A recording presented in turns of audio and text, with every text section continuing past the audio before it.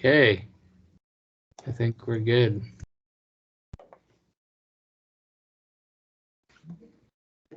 All right, let's go ahead and kick it off. Thanks everybody for joining. So we will go ahead and jump right into it, given the time. So the first thing we want to do is record our meeting or review our meeting minutes from last time and approve those. Can I jump in, Adam? Can we first motion to start the meeting? Oh, yes. And then we can. And I'm Would you sorry. like to motion that, Rick? I like to motion to start the meeting. Yes. All right. Seconded. Perfect. All right. Thank you. So let's go ahead and review the meeting minutes from last time. I'm on a little laptop screen. Rick, would you be able to pull those up and go through them for us? Yep.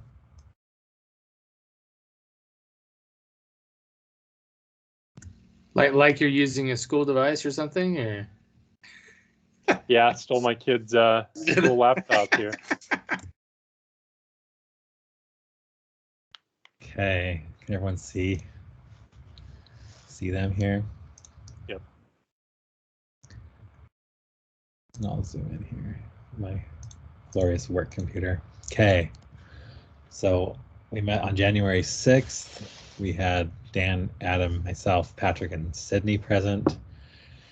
We welcomed Sydney. No vote was required because the seat was available. We reviewed the agenda. Adam motioned to start the meeting. I seconded.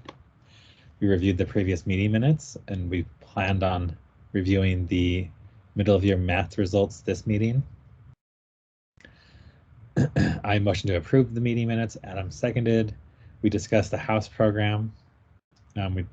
I won't go through every bullet point here, but we discussed the house program. We have informally positive feelings towards the house system from the faculty. We're going to have a survey sent out from the staff and faculty. We've had 0 bullying incidences. We talked about how it was implemented from the JSSC perspective. We discussed Common Sense. Adam invited us to watch the videos from Common Sense. We discussed implementation of digital citizenship, and I may have spelled this wrong, but the state recommended Digiti responsibility, but it's not free, so we leaned towards Common Sense because it was free. We voted to adopt Common Sense digital citizenship, passed unanimously. We're going to review in a year to see if it's working out or not. Sydney's going to bring up the topic for White Ribbon Week with the PTA. We discussed gathering metrics. And the computer science teacher will join us in April or May to discuss the ongoing program for that. We reviewed concepts from the USBE Personalized Learning Framework. Mr. Hansen reviewed the PCBL framework. We talked about developing students and kids who develop academic mastery, wellness, civic, financial and economic literacy, and digital literacy. We talk about how those are all supported at King. We have a desire to have access to 24/7 learning, so students aren't limited when to learn. We discussed passion projects, and we closed the meeting. Adam proposed we adjourned. I seconded, and we adjourned the meeting.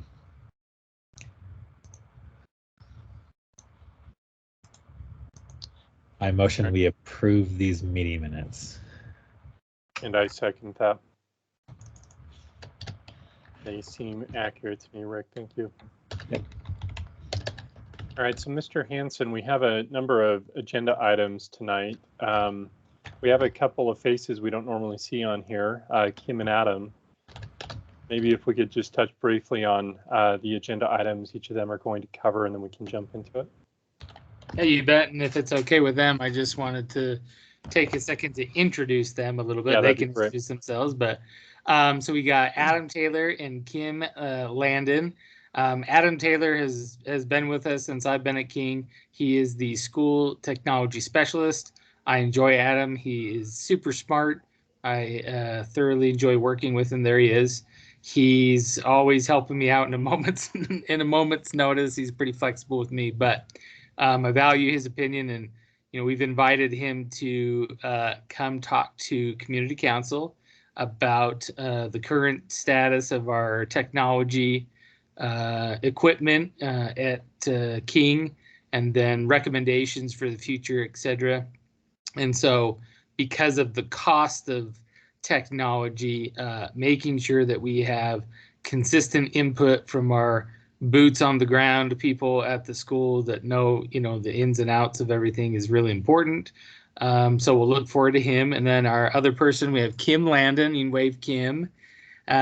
We're so excited to have Kim at our school. She is our new ELA, English Language Arts coach, or you can think of her as a language arts content expert. And so her primary job is to facilitate effective instructional practices in language arts with our students. She has been a classroom teacher. How many years, Kim? Were you a classroom teacher for? Oh, dang, you're on mute. There we go. 26 years. 26 years. So plenty of experience. We love her personality. She's made friends quick. I like that though. It feels like just a few years. I can't believe it, but yeah. So we're excited to welcome her aboard, and we were going to discuss some of our recent reading Acadience data that's related to our TSSP. So I don't care. Adam, do you want to maybe just Adam Taylor? Sorry, I'll use first and last so we don't get confused. But Adam, maybe you can, if you want to kick off the meeting with your stuff. Sure, I can do that. Oh, and yeah, and then anything else you want to introduce about yourself? I think you did a pretty good job. Summing it up. So, he's an amazing ukulele player. That's an important fact. Just letting you know. Sometimes I haven't had a whole lot of time for that lately. What with the heightened technology needs, shall we say, over the last few years. So last year we had requested $20,000 of funds be allocated for technology. And this is in addition to what the district usually gives us for staff and student refresh. And we used a large portion of that. We requested $20,000, but in the end we ended up getting allocated about $11,500.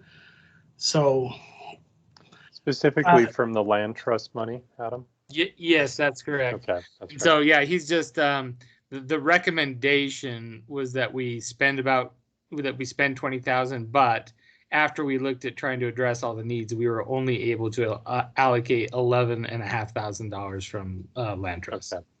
Yeah, and that tends to be a pretty typical number for us.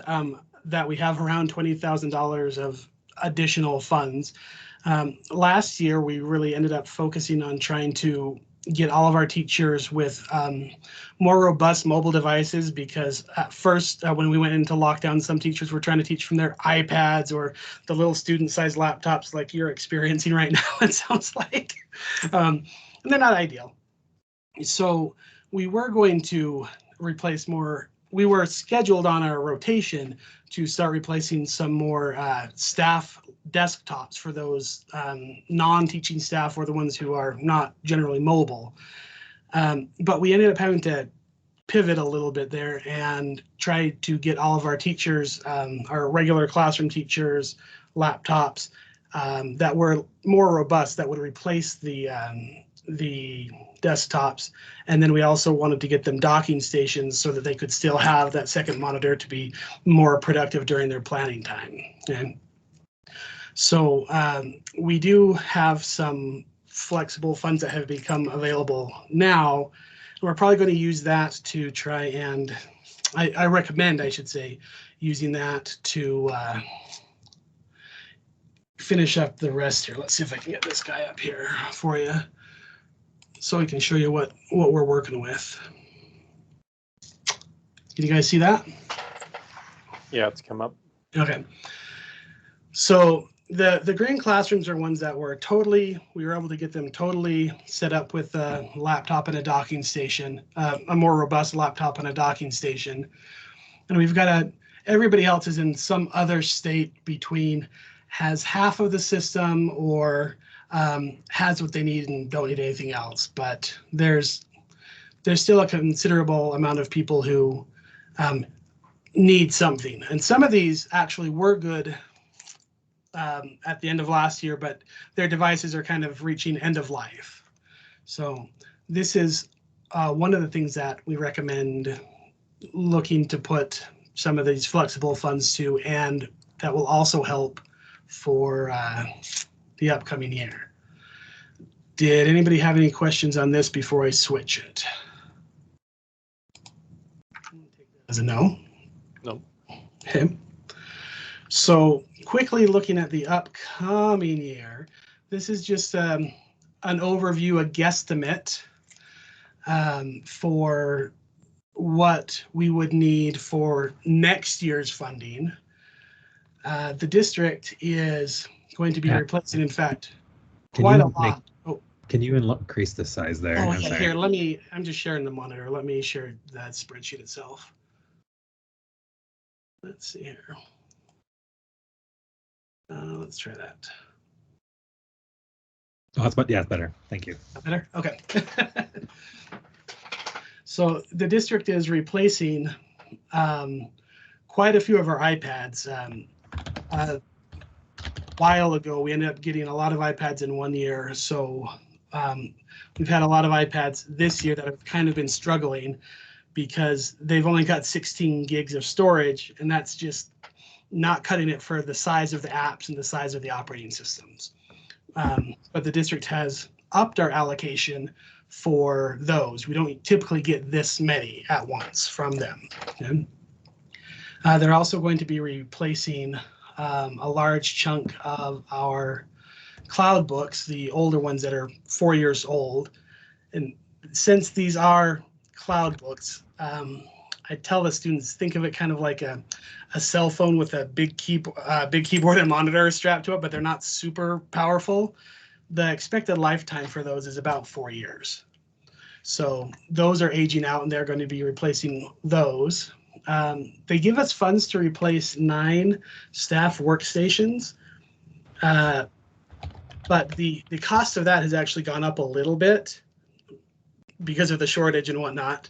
So we will have some funds for those to work towards staff desktops. We haven't replaced any sound systems at the school for quite a while because sound systems are something we replace when they are dead or dying. They're not on a timetable. The district did come in and without a charge to the school install 4 of them, but we should probably plan on replacing our 4 oldest ones in this upcoming year, or else we'll end up having a whole bunch fail all at once, and that wouldn't be good. And then just throughout the year for random repairs, or if a staff device were to die that's more expensive, we find that we usually have about $5,000 worth of miscellaneous needs throughout the year. So that means that the district is putting in about $88,000 to the school for next year. But to meet these needs, we would probably be looking at about $20,000 from Land Trust, which is actually really good to be this to be where we normally are at this time with all of the heightened technology needs. So I think Adam's done a great job of helping our school be fiscally responsible, to have good vision for where we need to go so that we're not, in a pickle later. So I've appreciated his feedback and guidance as we try to plan for these things. And because of, did you have a question? I have a couple of questions, but go ahead. You're good. Oh, okay. So because of the larger amount that the district is actually putting in than normal, we are in a pretty good position to consider some other options too. The STSs have 3 priorities, and the first one is actually to make sure that we're buying the right stuff, right? And the second one is to make sure that things are working. And since all of the devices are going home now, or being used a lot more in the classrooms, that means that most of my time is being spent there on just making sure everything keeps working, that everybody has something. And our third priority is training and teaching and coaching. Now that's the third priority, but as our department director likes to say, that's where we want to spend the most time. But since fixing stuff has kind of taken over, that has been less of an option for me. So what would be something we could consider is having maybe some additional staff to help troubleshoot and deal with these in and out of the classroom, swapping out devices, that kind of thing, to free me up to return to where we were headed, and where we're still going, to being a technology integration coach, much like we have a ELA coach and a math coach.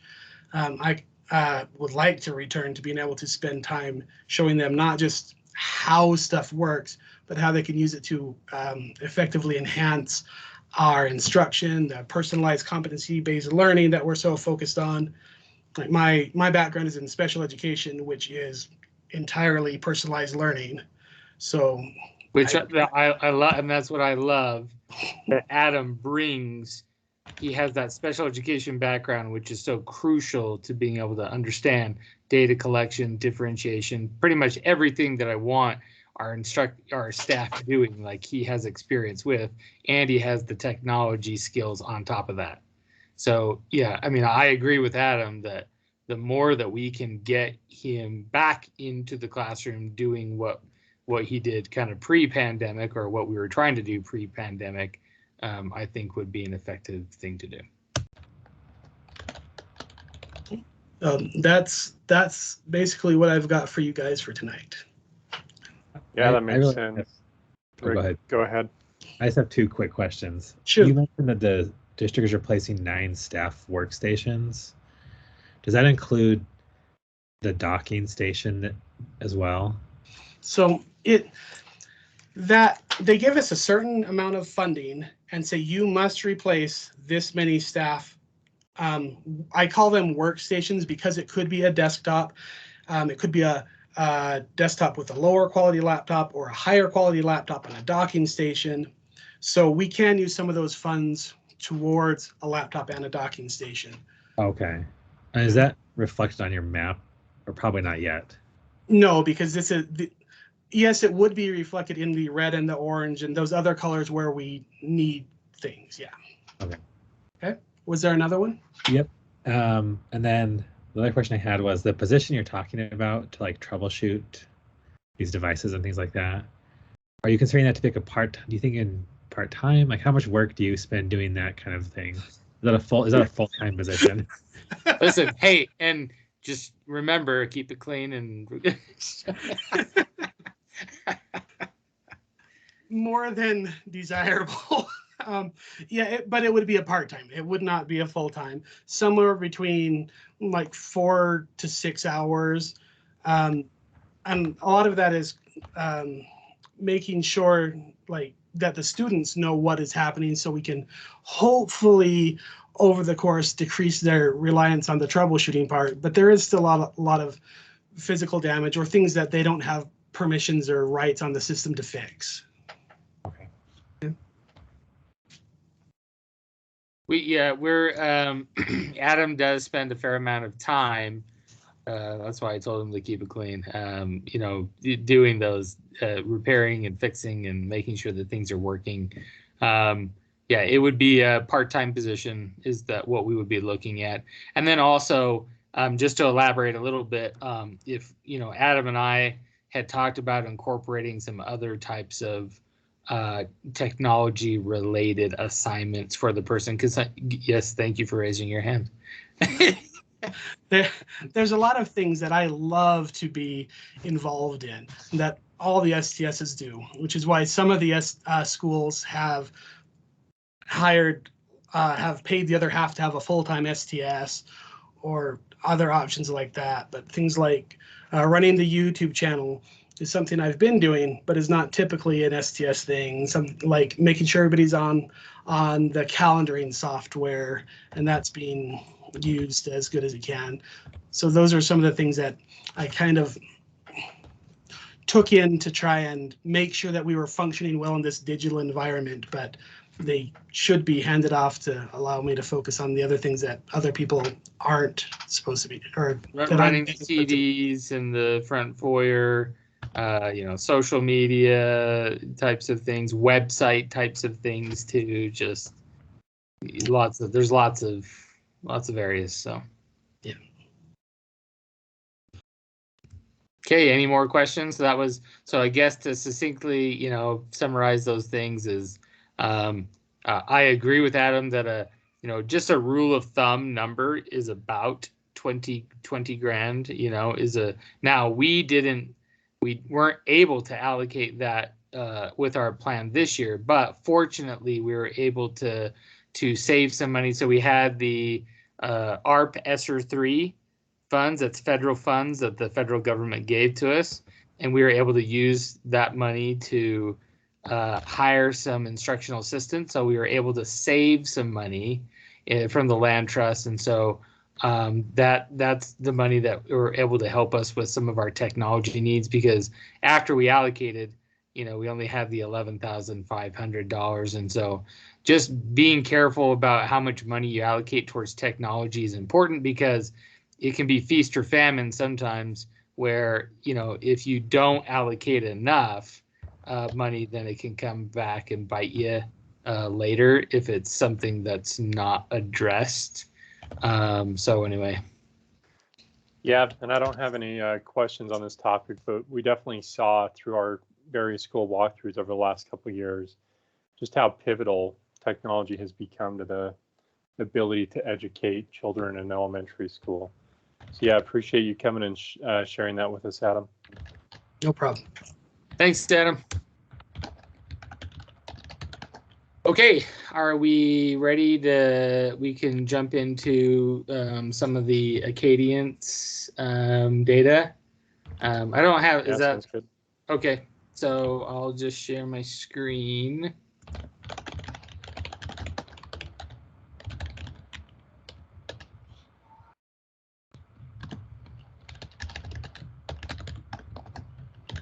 Okay.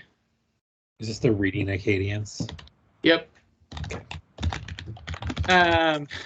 Okay, so this is just a reminder about the TSSP.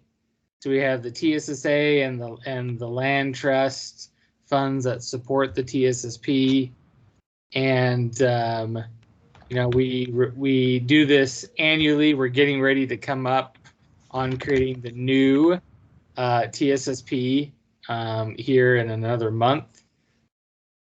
We review data, we talk about it with community council, and we prepare it. We get feedback, from our staff and from you guys, and then we submit it after we write it up and get it approved. And the TSSA is a little bit different, but basically it's a separate funding source. It's at the discretion of the principal, but I tie it directly to the TSSP. So basically I just have two sources of funding, that supports the school's TSSP. And so same thing as the land trust program. So here we have our school improvement plan mid-year reading data review. And so this was our goal last year. So we had, based on the middle of year student cohort data, will increase the percentage of students who achieve typical, above typical, or well above typical growth by 4% during the 2020-2021 school year. And then 60% of students, kindergarten students, will achieve typical or better growth on Acadience reading pathways. And if I can remind you guys, let me actually go to the next slide super quick. No, yeah. Well, I'll just remind you that this year, so we met this goal, so we were super excited. Last year was a tough year, and we met the goal, and we were super happy about it. We did not meet the kindergarten goal. So we achieved the top goal and didn't achieve the bottom goal. And this year, we made a similar goal, in that our goal, and I think it's down another slide, but we were looking for growth, I believe, by 6%. And we didn't achieve the kindergarten goal, and so we made that same goal. So one thing that some of you might not be familiar with is this term right here, pathways of progress. And so this is just a couple of slides that talk about what pathways of progress is. Mr. So, Hanson, the slide that we see is just teacher and student success plan. It hasn't moved at all. Oh, what? Uh-oh. Okay, thanks for interrupting me. Okay. I'm gonna do, so what are There you we guys go. Good. That's good. Now we'll went to understanding pathways of progress. Oh, maybe you, okay. Maybe when I go to, it was trying to present on my other Oh, you're maybe screen. doing a slide That's on the other screen. it's what's happening. It's fine. I don't care. You guys can you can squint and look at this teeny tiny writing, or you can go here. Oh, it looks like, let's see. Oh, that works. Yeah. Yeah, that Oh, works. yeah. Okay. Okay. So pathways of progress. So some of you may or may not be familiar with this, but this is a growth indicator, and if they are in the blue, they're in the 80th percentile. If they're in this dark green, 60 to 79th, the normal green, 40 to 59th, and then the 2-star, the yellow, 20th to 39th, and then the red is below the 20th percentile. Now, I'm a huge proponent of measuring growth because, in my opinion, growth tells you the entire story of what's happening with our kids, not necessarily proficiency. And so we want as many kids making average growth or above or well above average growth as possible. Because if we do that, then the proficiency, which is a separate type of measure, will follow. Are these percentiles just within the school, or is it like a greater percentile? It's a greater database, so they're taking data from all across the United States to compare kids, because they're comparing kids that score similarly, right, to them, and then they're making a trend line based on how much growth they expect a kid who tests at this level to make. Okay. So that was a quick and dirty explanation on it. So as a recap, this is what our data looked like in fiscal year 20. So this was my first year at King. So we had 56% of our student population that were in these categories. Just as a even band distribution amount, we should be around 60%. And then we had 44 there. And then in the next year, we did really well. So again, if you look at the number change, we went from 56 to 63.3. So that was wonderful. So we were super excited that we were able to accomplish that. Unfortunately, this year we've had a little bit of a backslide. So if you look at our original 56, this year we're performing below how we performed even that first year. And I'll show you some data that will, show us, I guess, where some of those problem issues are. And so going to cohort data, if you can see right here, we're trying to track these kids as the group of kids moves through the grade levels, if you can follow those arrows. And so we're hoping that as the group of kids move through the grade levels, that we can try to maintain the type, when we make 56%, that means we know that this group of kids is capable of achieving that type of growth, and so we want to match, if not increase it. The vertical alignment just shows you how the grade level is performing. So, looking here, our first grade, we had a great year as far as how they performed last year. We took a little bit of a dip this year in first grade. If we're looking at second grade, they had a dip last year, but they have second grade has really improved, so that's great. Third grade had a low year, had a high year, kind of had one in the middle, so a little inconsistent there. Fourth grade, 53, 51, 47. And not that, some things that maybe I'll just kind of point out is in first grade, since I've been here, we've had quite a few different first grade teachers every year. So I wouldn't say that that it's very consistent in first grade, I guess is the best way to put it. Fourth grade, we had Mrs. So Whitney. one quick question. Oh, yep. I can't say you did dip from 74% in first grade to 62%, because if we look at those same kids in the year before, they're at 56 and then they went to 74. That's great growth, right? But then if you look at those kids in kinder in 2020 to 2021, 39%, they went up to 62%. So once again, they made great growth. Right. We can't compare them to last year's kids if they're already coming in higher. Does that make sense? So this group of kids is this Yes. same group of kids. Exactly. So they're making great growth. Yeah, the kids are, yes. But if we compare them to last year, yes, they are lower, but they came in lower. Because that group that made 74%, they're at 56% in kindergarten. So I'm seeing growth, great growth. Right. Yeah. So in kindergarten, yeah. So, I mean, yeah. Hopefully, Well, we're we saying really the can't same. say first grade is going down. They're actually making growth with those groups of kids. Yeah, with Yeah, this vertical. Yeah, I'm just Mr. or Patrick. Yeah, I'm just saying that if you look at what percentage of kids, so I'm not saying that they've gone down, but they were lower than last year. Because I heard like they went down. I'm like, no, you can't look at that way. We're looking at those group of kids. They are showing growth, which is great. Right. Yeah. So maybe I'll just try to articulate myself a little bit better. But if you look at the vertical alignment of the data, the vertical alignment shows that our first grade team 2 years ago achieved that. Last year, they achieved this, which is greater than the prior year. This year, their achievement is lower, but just like it's lower than last year, but just like you pointed out, that same kindergarten group only had 39% and they jumped up to 62.4. That's huge. That's even a bigger growth than last year. Last year's if you look at cohort, growth, Yeah, it's 18 overall. to 23. yeah, as we're talking about cohort data, you are correct. I'm bouncing back and forth between cohort data and how the grade level is performing.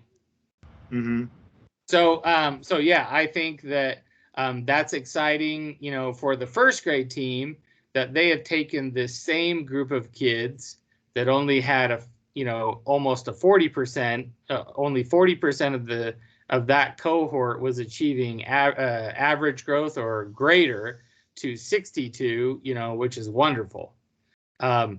When we're looking at how the grade level has performed in prior years, they are performing lower. The kids are performing lower this year than what they did last year, but I'm just pointing out some of the things that we're noticing with the data. One thing I was just going to say that I've noticed and I'm just trying to provide some context and information for the data analysis, is that in fourth grade, we had 3 veteran teachers. We had Mrs. Whitcamp, Mrs. Henriod, and Mrs. Elgren. And so Mrs. Whitcamp took a position at another school, so we lost 1 veteran teacher this year. Mrs. Henriod retired this year, and so we do have 2 new teachers on fourth grade. So that's just something I was going to point out about that. I don't think that with fifth grade and sixth grade, we have had, definitely in sixth grade, we've also had some different teachers almost every year that we've been here at King. So that's just something also to take into consideration as we're looking at that vertical.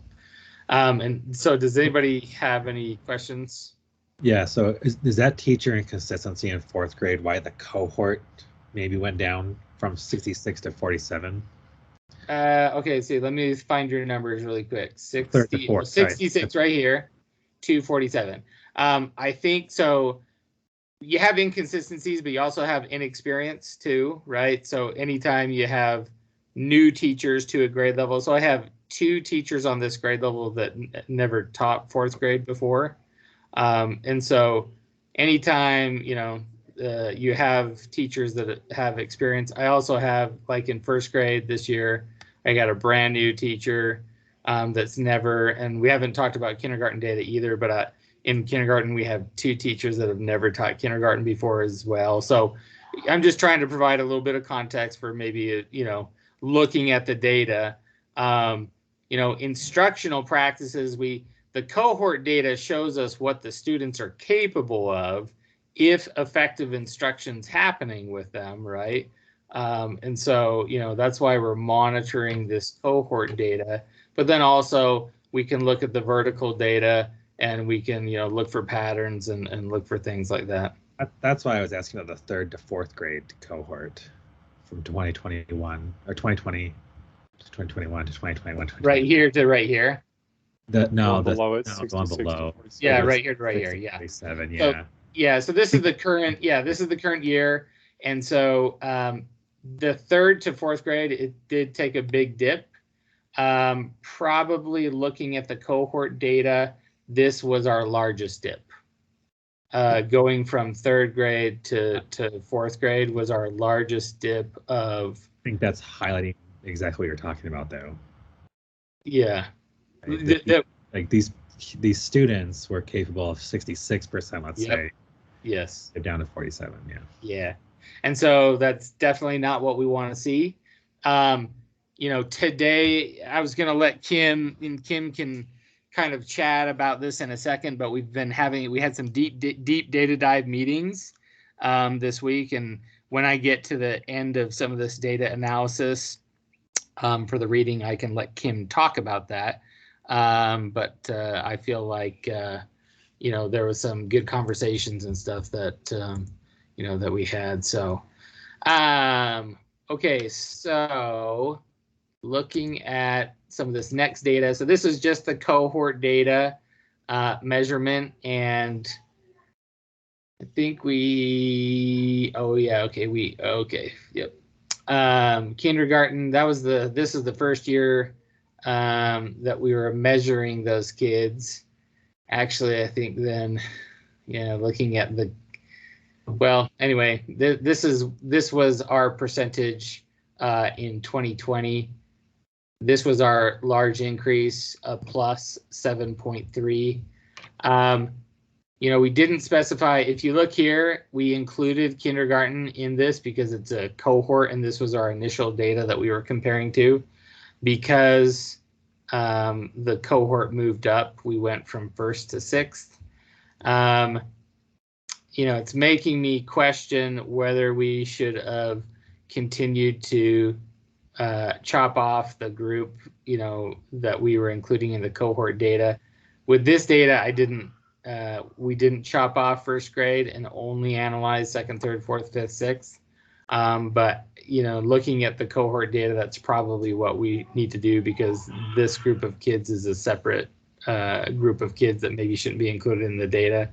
Right now, looking at the same span of grade levels, our percentage, we went down 9.8%. So regardless of whether I'll have to calculate this and get back with you guys on removing this first grade class, because technically they weren't a part of the original cohort data, if that makes sense. Yeah, that makes sense. And figure out, so once I cut off that data, what our numbers at. But this is our middle of year for this year right now. So you can kind of see, middle of year last year, this is kind of how we were looking.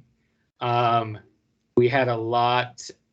This group of kids is now our second grade. At middle of year, we had a way higher percentage of kids that were making really high amounts of growth. So it's almost been cut in half as far as the level of high growth that we're making with kids. So that was that data.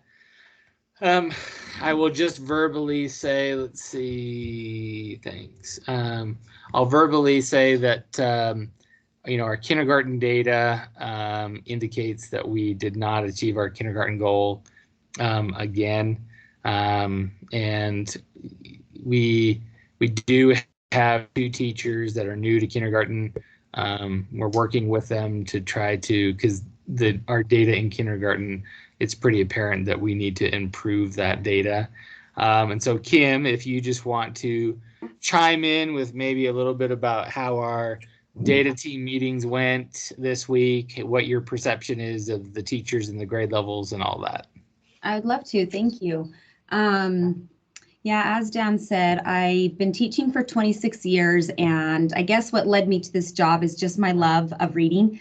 I researched for so many years on my own because I would have those kids that weren't moving and having the progress that I want. And so I just started reading and doing a lot of research on my own and wasn't finding solutions. And I kept asking questions, and eventually led me to research in the science of reading. And when I started applying the skills that I was learning from all this research, from the brain research, magically the connection started happening, and I saw huge and tremendous growth. And it's just been really fun to read and learn how kids learn to read. You can't argue with science, right? Like, the science is there and it works. So that's been really fun for me to apply. So that's kind of what led me to this job.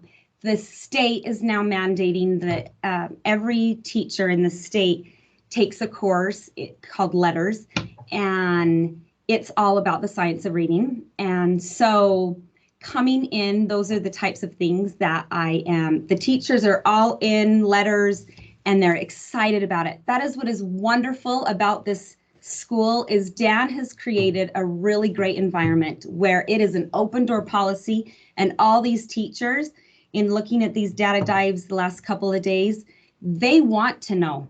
They are working hard, they care, they are willing to put in the time, but they need to know, like, what is lacking? What can we do to turn this around?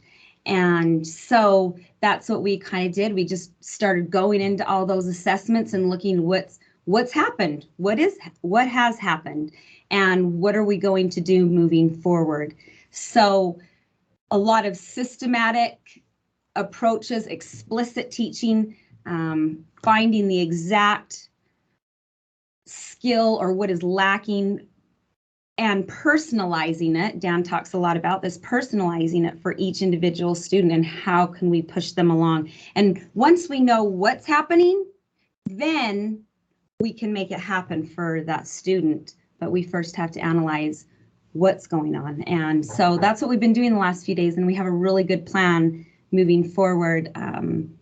And everyone's really excited and willing to listen and learn. So it's exciting. Yeah. I'm excited. I think it's exciting. It's like this challenge, like, oh, what can we do to turn this around? And when you have teachers like we have here at King that are willing to do it and listen and learn, it's exciting.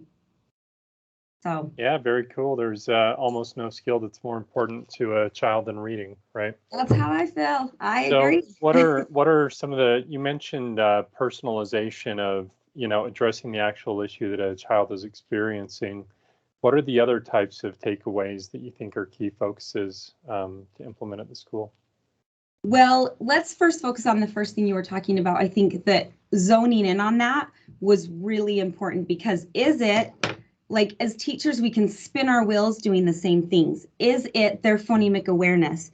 Is it the morphology? Is it fluency? Is it accuracy? So that's what I had them all do, go through, and we pinpoint. A lot of times, even in this data that we're looking at, we can have a student who is proficient.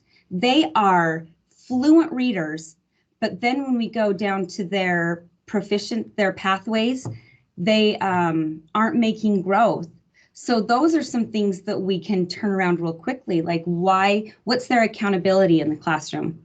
And that's just something important to remember, that all the data that I just went over is growth data, not Yes. not proficiency data.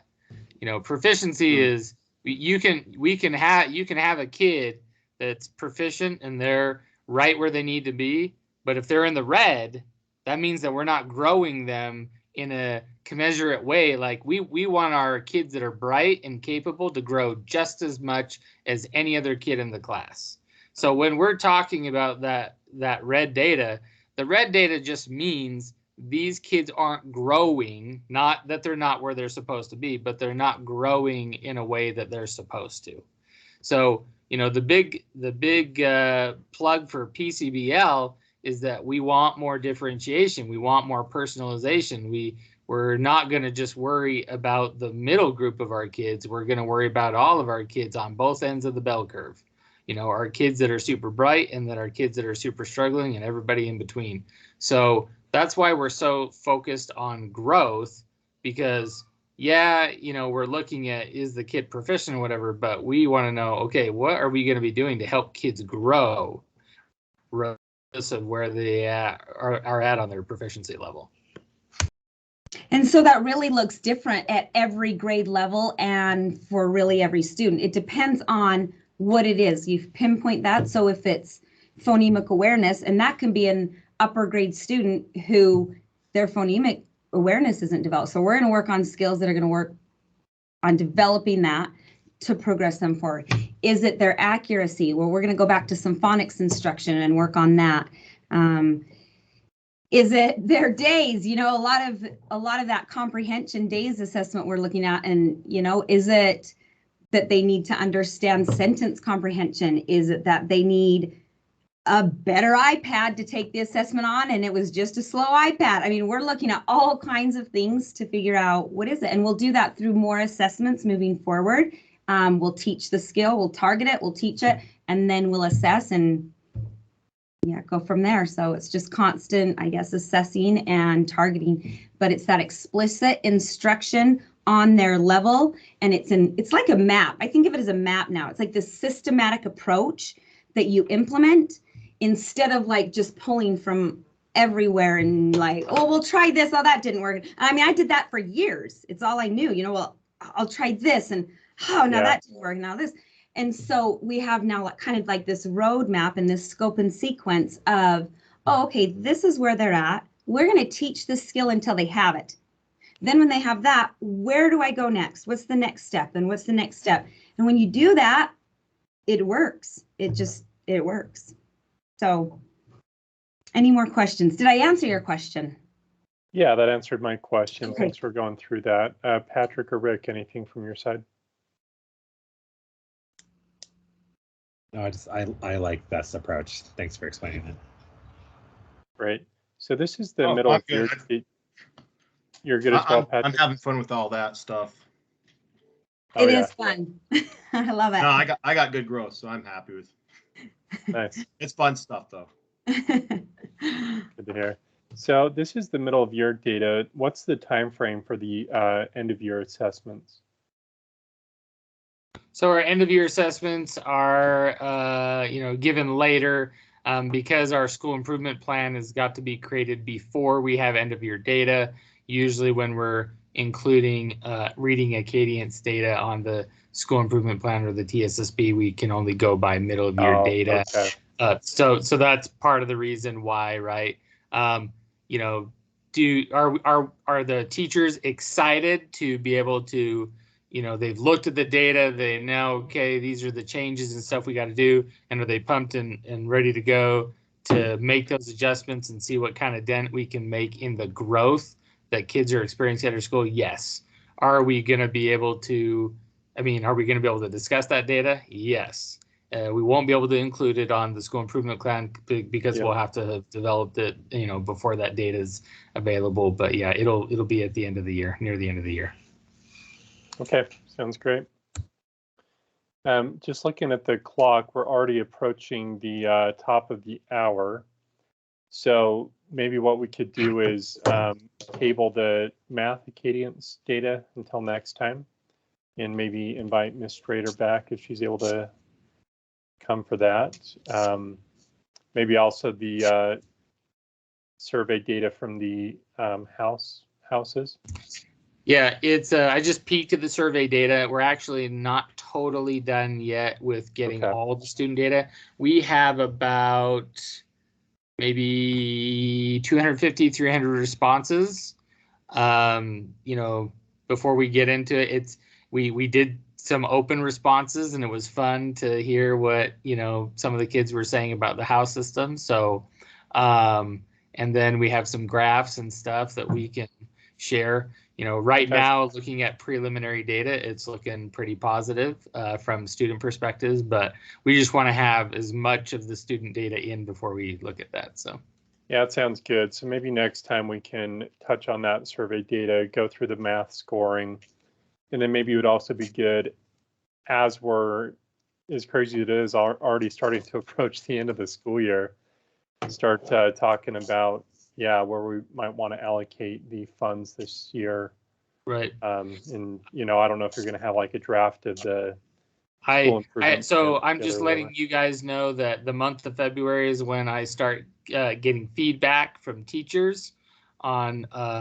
So I will come to community council next month with staff feedback about goals and potentially allocating, you know, some fund allocation. You know, I don't have my proposed budget yet, but I will be here shortly. And in our deep data dives, Kim and Kelly and I and Mrs. Bertram, the assistant principal, have been kind of talking about, you know, what types of goals we're going to continue, and what types of different goals we're going to be considering or recommending for our school based on what's happening at our school. And so I think that on the agenda, we should probably try to put that one near the top, and then, you know, do that first to make sure that we get it done, and then plan to maybe look at the survey data and the math data after that. Okay, yeah, that sounds great. Dan, before we close, Adam, Dan, did you say you're going to have open next meeting in March? Sorry, what? You may have cut out. I'm sorry. Did you say you're going to have those by next meeting? Yes, yeah. I'll have, yeah, we have faculty meetings scheduled and surveys scheduled to get feedback from our staff. And so Adam is correct in the, you know, the clock's a ticking as we, you know, get ready to, write the new TSSP. And I don't know, you know, we did have that training. I put the link in the community council team. I don't know if anybody could attend it. I took a couple of screenshots of some important things, and I know that, you know, I can access the training for you, for those of you that are new, you know, to the TSSP and things like that. But yeah, we just want to make sure that we're starting to flesh out some of that stuff by the time we get to our next meeting. Yep, no worries. I just want to make sure I captured that on the notes correctly, so you're good. Yeah, thanks, Rick. You bet. Yeah. Okay, that sounds like a good plan. Any other top of mind items? If not, we'll look to close. Okay. I second. Did you motion, Adam, to close? Motion to close. I second it. All right, cool. This was really good to hear from all of you today. Thanks, Adam and Kim, for coming. It's great to hear from you directly, and yeah, I get to know what you're working on within the school. Okay. Okay, thanks all. Thank you. Thank you. Yes, thank you. Bye. Yep. Bye. See you later.